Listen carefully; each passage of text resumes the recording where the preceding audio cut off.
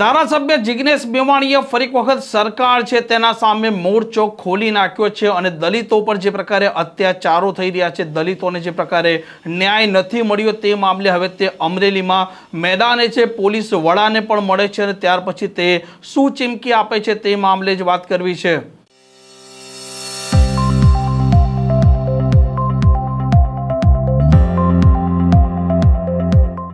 નમસ્કાર, આપ જોઈ રહ્યા છો હોટલાઇન ન્યૂઝ અને હું છું આપની સાથે તોફિક ગાંચી। ધારાસભ્ય જિગ્નેશ મેવાણી આ રાજ્યના લોકોના અલગ અલગ પ્રશ્ન સમયાંતરે ઉઠાવતા હોય છે અને હવે તેમણે દલિત સમાજ પર જે પ્રકારે અત્યાચાર થતા હોય છે, જે પ્રકારે દલિત સમાજને લોકોને સરકાર દ્વારા ભૂતકાળમાં જમીનો આપવામાં આવી છે, આ જમીન પર ગેરકાયદે કબજા થયેલા છે, આ દલિત સમાજના લોકો પર અત્યાચાર થાય છે, તેમાં તેમને ન્યાય મેળવવામાં પણ તકલીફ પડી રહી છે। આ મામલે હવે ધારાસભ્ય જિગ્નેશ મેવાણી પોતે મેદાને આવ્યા છે અને અમરેલીના દલિતો સાથે જે પ્રકારના અત્યાચારો થઈ રહ્યા છે, તેમની જમીનનો મામલો હોય કે અન્ય મામલા હોય તે મામલે તે પહોંચે છે પોલીસ વડાની કચેરી અને ત્યાર પછી તે શું કહે છે તે પણ સાંભળીએ।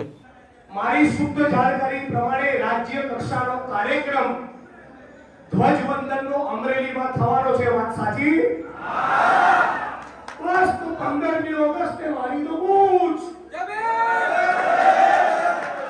આપણે કાયદા અને બંધારણની મર્યાદામાં રહીને ગુજરાતના મુખ્યમંત્રીને બધા માણસોને પૂછવા જવાનું છે કે બંધારણમાં માનવાનું તમારી સરકારે બંધ કરી દીધું।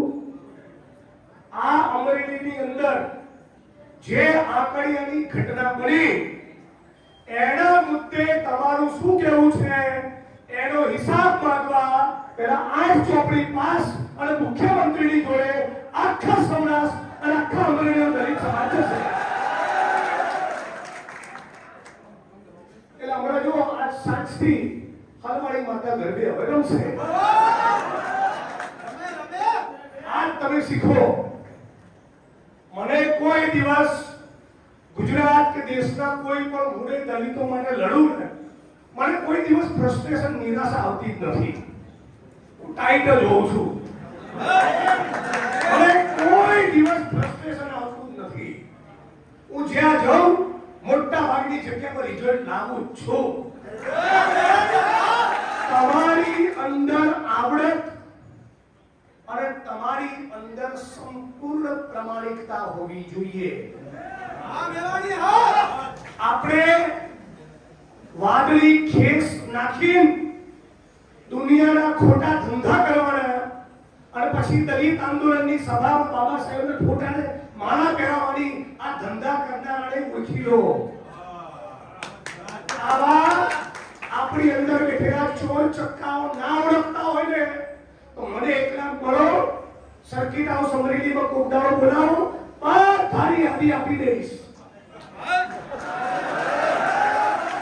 તમે મને અને મારી લડતને 10 વર્ષથી જેટલા નજીકથી જોયા છે એમ આપણા ચોર ચક્કાઓને મેં 10 વર્ષથી બહુ નજીકથી જોયા છે। એટલે આપણે ગુજરાતના દલિત આંદોલનમાંથી આવી બધી ફૂસ છે એને કાઢી નાખવાની જરૂર છે। આવા 5, 10, 15, 20 ઓછા થશે ને વાતો નહીં, હું કાપી દઉં, શું કરી નાખીશ, પણ પ્રમાણિક નેતૃત્વ હોવું જોઈએ।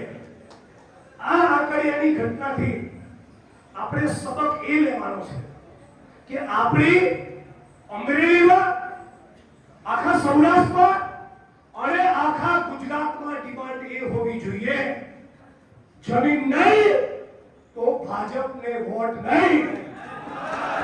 આ મેસેજ આપો। ખેતીની સાથળીની જમીન જોશે, ફળવાયેલી જમીનોમાં માપણી થાય, 4 દિશામાં ખૂંટ વાગે, સ્થળ ઉપર પ્રત્યક્ષ કબજો સોંપાય અને જેટલા પણ નાલાયક જાતિવાદી સામંતી તત્વોનો કબજો છે એ બધા ત્યાંથી ભગાડવામાં આવે। જેટલી પણ સ્મશાન ભૂમિ નીમ નથી થઈ એ બધી સ્મશાન ભૂમિ નીમ કરવામાં આવે। અને ઉનાળા મંચ ઉપરથી મેં નારો આપ્યો તો ગાયનું પૂછડું તમે રાખો, અમને અમારી જમીન આપો। આજે એ વાતને 8 વર્ષ 9 વર્ષ થયા, 4,500 વીઘા 500 કરોડની જમીન વટકે સાત ખાલી કરાઈ છે અને કોઈનો બાપ વચ્ચે આવ્યો નથી. એટલે તમે તમારું ધ્યાન, તમારું મગજ, તમારું ફોકસ એ જમીનના મુદ્દા ઉપર કરી દો. નંબર 1 પ્રાથમિકતા જમીન જોશે અને જોશે. અને આંકડિયાની બી જોશે, બાબરાની જોશે, ધારીની જોશે, ખાભાની જોશે, અમરેલીની જોશે અને દેશના ખૂણે ખૂણે જોશે. આ વાતનો સંકલ્પ કરવા માટેની આજની સભા છે. ડીડીભાઈની જોડે જે માણસે બદતમીજી કરી એના રાજકોટમાંથી આવડી ચોપડાઈ ગઈ. આવડું નો થઈ ગયું.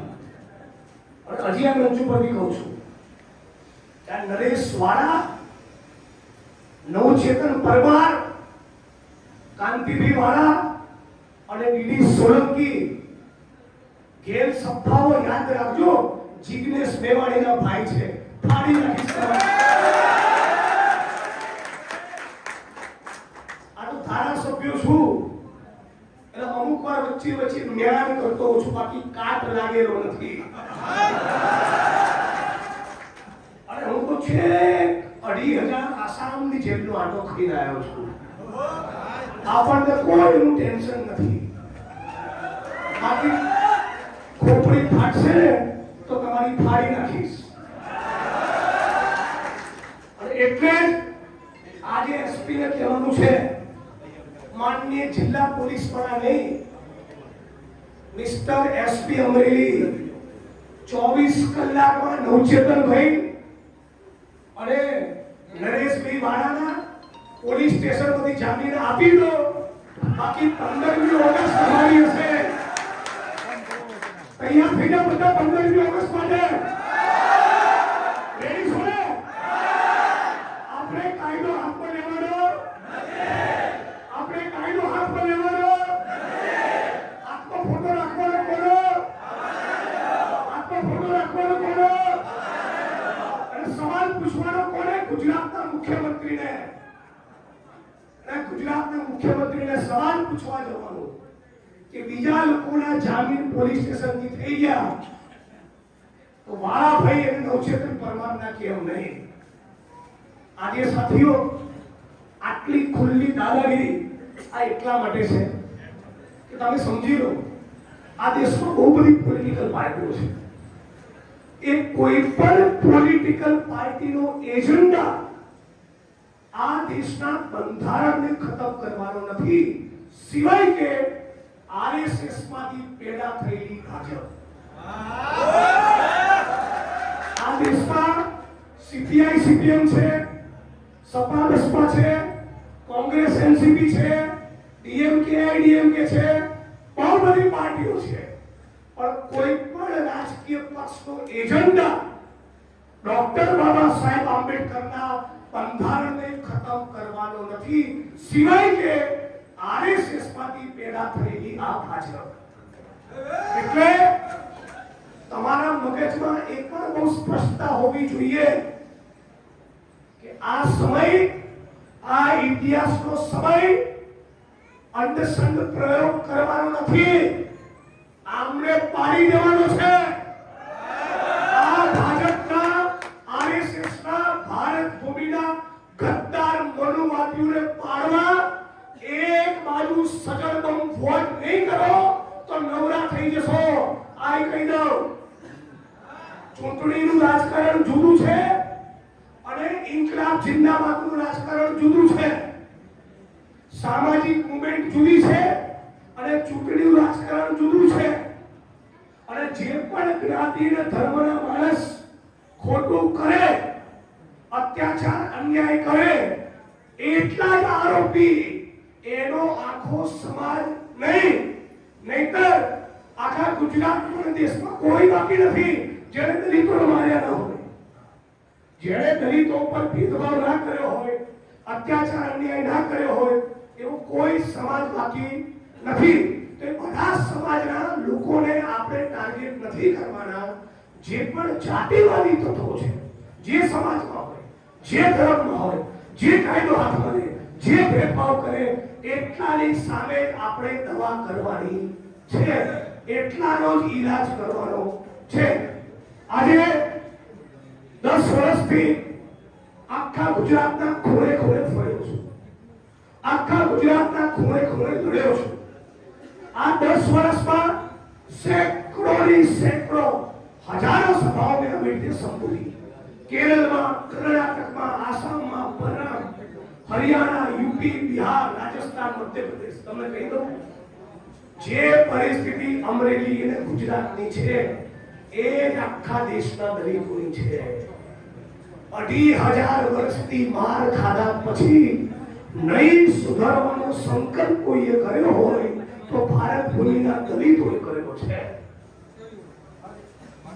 જય ભીમ નામનું સંગઠન બન્યું હોય એટલે બીજો ઉભો થાય જય જય જય ભીમ સંગઠન, અને જય જય ભીમ સંગઠન બન્યું હોય એટલે કૌંસમાં લખશે કાશીરામ. એનાથી ના થવાય જય ભીમ જય ભીમ જય ભીમ ગુણ્યા 4 વખત જય ભીમ વત્તા કાશીરામ. પણ બધા સંગઠનો એક નજરા હેઠળ આવી એક સાથે ઇન્કલાબ જિંદાબાદ કરવા માંગતા નથી. બોલો કેમ? એટલા માટે કે બધાને પિયોનો નેતા થઈ જવું છે. પણ તકલીફ એ છે હારી એવી આવડત નથી અને નેતા થઈ જવું છે. એવી કાબેલિયત હોય, એવી ક્ષમતા હોય, તમને એમ બોલશે કે ગુજરાત વિધાનસભાનું બજેટ આવવાનું જ કાલ ડિબેટમાં બેસો શું બોલશો એ ખબર હોવું છે. દેશની ફોરેન પોલિસી કેવી હોવી જોઈએ? ના ના ના જય ભીમ એવું ના ચાલે. જય ભીમને બોલવું પડે, બાબા સાહેબનું જીવન ચરિત્ર વાંચવું પડે, ફૂલેનું ગુલામગીરી વાંચવું પડે, અને ઇકોનોમીને બજેટમાં ટપ્પુ પડવો જોઈએ. એવી ક્ષમતા, એવી પાત્રતા, એવી લાયકાત અને એવો જીગરો પેદા કરો તો ગુજરાત તમને નેતા બનાવે, એમને ના બનાવે. આ વાદળી છે કેસ લઈને ખબર નાખી દો, નેતા ના થઈ જવાય. વગર સેનાના સેનાપતિ થવાય. કેવા? વગર સેનાના સેનાપતિ થવાય. એટલે મહેરબાની કરી બધાને કહું છું, આખા ગુજરાતમાં અને દેશમાં ફર્યો છું. આપણી બધાની કેપેસિટી શું છે આપણે બધાને ખબર છે. આ કાર્યક્રમ કરશે ને એટલે કાલે સવારે 4 ફેસબુકમાં પોસ્ટ મારી હવે મૂકશે, એ આજે રાત્રે મૂકશે, એ કાલ સવારે મૂકશે. પણ બુદ્ધિના બળદોને ખબર જ નથી કે હું અમરેલીની સભામાં ના આવું તો 2 દાડા પહેલા કોટામાં મારી પાર્ટીની 10,000ની રેલી કરી આવ્યો. મારા માટે દેશમાં કાર્યક્રમો છે. તો મહેરબાની કરી આ ચૂંટ કરવાની, લપ કરવાની બંધ કરી દો. શક્તિઓ મર્યાદિત છે, માણસો ઓછા છે, પરિસ્થિતિ કપરી છે. લોકતંત્રને બંધારણ બનશે કે કેમ એવું સંકટ આપણી સામે ઊભું થયું છે. ત્યારે અંદરનું દોટ આપણ બંધ કરી એક લાઈનમાં આવી જાઓ, જડબે સરાક ફાઇટ કરો. બાકી આજે નોચેદર મહિનો વાળો છે, કાલ જિગ્નેશ મહિનો આવશે, પરમ દિવસે ટીડી મહિનો આવશે, ચોથા દિવસે આ મહિનો આવશે. એટલે બધાને મોટા ભાઈ તરીકે, અનુભવી તરીકે, દેશ આખાનો ફરનારા ભાઈ તરીકે કહું છું, આ અંદરની લપમાં મજા નહીં. તમારો કુટલો વાળી કરશે તો મને આસામથી જેલ પર નાખતા હોય ને તમને મસળી નાખશે. આ સમજી લો. એટલે એકબીજાનો હાથ પકડી લો, એમાં જ મજા છે. ખોટી પ્રવૃત્તિ સાથે સંડોવાયેલા દલિત મુવમેન્ટના માણસોને પણ જાકારો આપતા શીખો. શું કહું છું? છેલ્લી લાઈન, ખોટી પ્રવૃત્તિ સાથે જોડાયેલા આપણી વિચારધારાની વાત કરનારા માણસોની પણ ચોકડી મારતા શીખો. નેતૃત્વ પ્રમાણિક, ચોખ્ખું, ઈમાનદાર હોવું જોઈએ. આ જો નહીં કરીએ તો પરિણામ નહીં મળે. બાબા સાહેબ આંબેડકરે જિંદગીના છેલ્લા દિવસોમાં પોતાના નજીકના સાથી દાદા સાહેબ ગાયકવાડને બોલાયા અને એવું કીધું કે 90% દલિત ગામમાં વસે છે. ત્યાં બધું શાંતિ રાખો. 90% દલિત ગામડાઓમાં વસે છે. આ ગામડાઓમાં વસનારા 90% દલિતો પૈકીના મોટા ભાગના દલિતો જોડે ખેતી કરવાની ખેડવાની જમીન નથી. મારા ગયા પછી જમીનના આંદોલનને તમે સર્વોચ્ચ સ્થાન આપજો.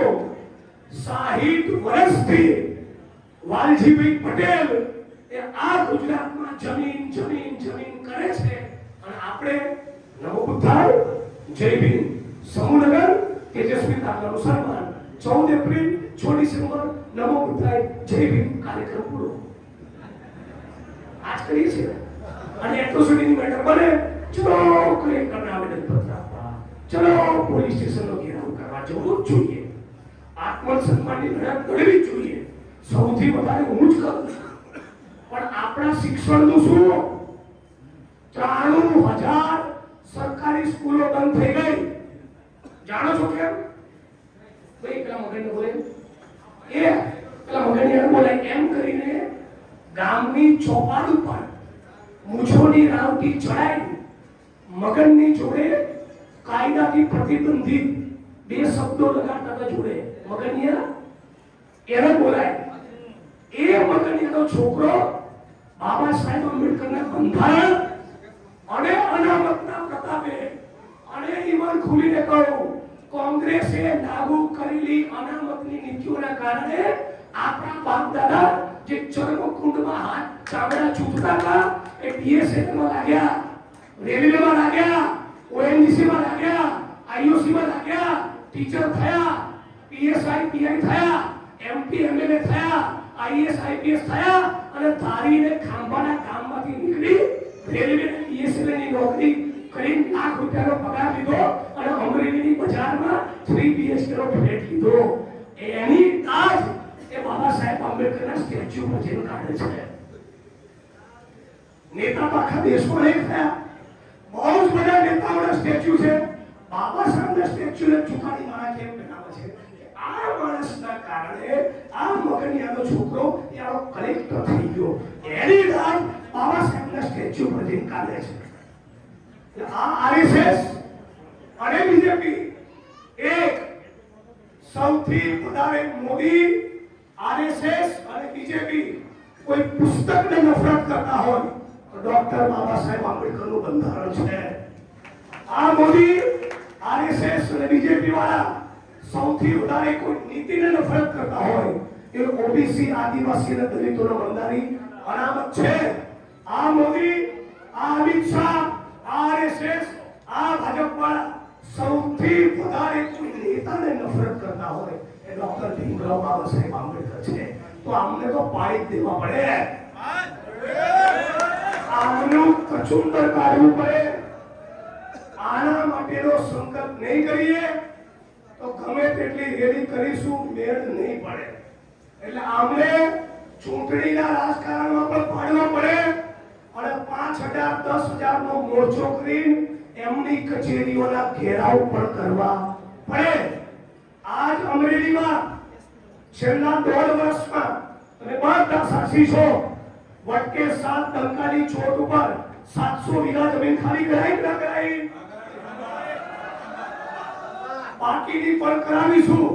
પણ એ ખાલી એકલા જિગ્નેશભાઈ આવે અને પછી તમે બહાર આવો એ ધંધો ચાલે નહીં. નક્કી કરો તારીખ. બધી 1 ઇંચ જમીનનો કબજો નહીં છોડું. શું કહું છું? ચૂંટણી મારી સાઈડમાં રહેશે પણ તમારી જમીનનો 1 ઇંચનો કબજો થવા નહીં દઉં. તમે ખાલી તૈયાર થઈ જાઓ મારી સાથે. તમે તાકાત બતાવી દો. આ ભાઈને પૂછો, રાપરમાં જઈએ ને તલવારો કાઢતા. શું કાઢે? ખાલી ફેસબુકમાં તાળ ન બોલે, રિસર્ચ તલવાર કાઢે. બધી તલવારો મેળાન કરાવી દીધી 4 ફૂટ અને ઉભા 1600 વીઘા ખાલી કરાયા. એટલે 14મી એપ્રિલ 6 ડિસેમ્બર સંવિધાન દિવસ અને ભીમા કોરેગામની સાચી ઉજવણી એ ખાલી બાબા સાહેબના સ્ટેચ્યુના માળા પહેરાવવામાં નથી. આ ખાંભાને ધારીની મંડળીની જમીનોના કબજા લઈએ તો સાચું જય ભીમ કહેવાય.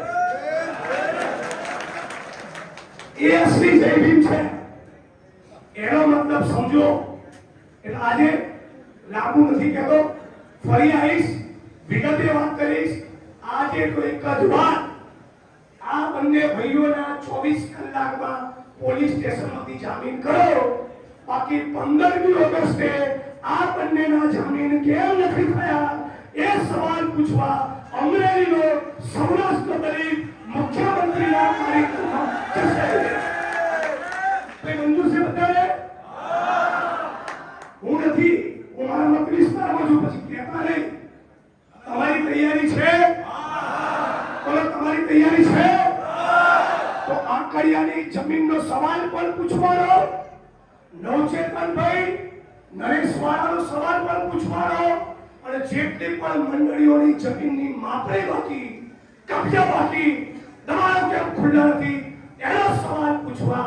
અને અમરેલી શહેરમાં, અમરેલી જિલ્લામાં ક્યાં ચરસ વેચાય છે, ક્યાં ગાંજો વેચાય છે, ક્યાં દારૂના અડ્ડા ચાલે છે, એનું લિસ્ટ લઈ પહેલા 8 ચોપડી પાસ અને મુખ્યમંત્રી બંનેને મળવા જવાના છે. આવો બેટા, આની જો તૈયારી કરી લેશો તો દોડતા થશે. નાક દબાવશો તો મોં ખોલશે. આજના દિવસમાં સૌથી વધારે મને ભાષણ સાંભળવાની મજા પડી એ નરેશભાઈ વાળાનો. એકદમ દિલથી બોલ્યા છે, એની પર વીત્યું છે એટલે બોલ્યા છે. આપણા માણસોને, આપણા ભાઈઓને એકલા પડવા દેશો નહીં. આ ડીડી સોલંકી માટે આઈપીએસ ઓફિસરની દુશ્મની એટલા માટે કરું છું કે જ્યારે ડીડી સોલંકીનું કોઈ અપમાન કરે ત્યારે મને એવું લાગે છે કે મારું અને ગુજરાતના 50 લાખ દલિતોનું અપમાન થયું. આવી લાગણી, આવી ભાવના, આવી એકતાના આવો ભાઈચારો હશે તો જ ગુજરાતના 7% દલિતો આગળનો રસ્તો કાઢી શકશે. આપણે ગુજરાતમાં પશ્ચિમ બંગાળની જેમ 24% નથી, હિમાચલ પ્રદેશની જેમ અહીંયા 23% નથી, યુપી અને બિહારની જેમ 22 અને 18% નથી, પંજાબની જેમ 33% નથી. તો ગુજરાતની રાજનીતિ અને કેરળની રાજનીતિ દલિતોની અલગ હોય, એનો પણ ટપ્પો પડવો જોઈએ. એ પ્રમાણેનો રસ્તો કાઢવો પડે. એટલે લાખ વાતની એક વાત, 24 કલાકમાં પોલીસ સ્ટેશનથી આ બંને ભાઈઓના જામીન અને 15મી ઓગસ્ટ બાદ. આ પ્રકારના સમાચાર માટે હોટલાઇન ન્યૂઝના ચેનલને લાઇક, શેર અને સબસ્ક્રાઇબ કરવાનું ભૂલતા નહીં. નમસ્કાર. આવા પ્રકારના વિડીયો તમને જોવા ગમતા હોય તો હોટલાઇન ન્યૂઝ ચેનલને લાઇક, શેર અને સબસ્ક્રાઇબ કરો.